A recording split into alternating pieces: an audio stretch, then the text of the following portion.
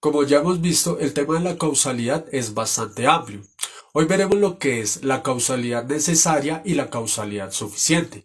Por ejemplo, digamos que tenemos una pelota. Si yo le doy una patada, soy la causa suficiente para que la pelota se mueva, pero no soy causa necesaria. ¿Por qué razón? Porque la pelota se hubiera podido mover por otras razones. Porque el viento le pegó, porque otra persona le dio una patada, o porque hubo un terremoto, etcétera.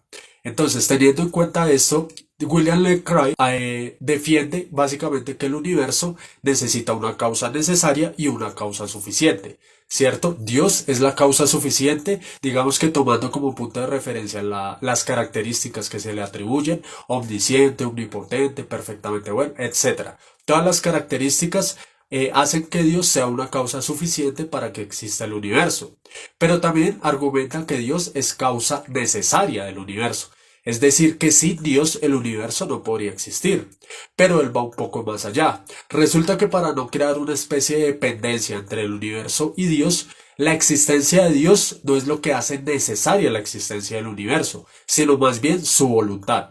El universo podría existir o no existir, así Dios existiera. El hecho de que el universo existe no es porque Dios existe, sino porque la voluntad de Dios existe.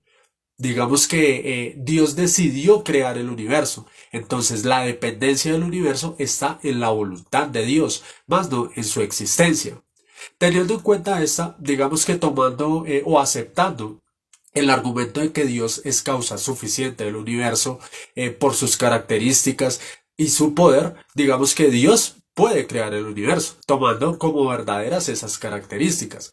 Pero la pregunta sería, ¿con base en qué Dios es necesario para la existencia del universo? ¿O la voluntad de Dios? ¿O en general?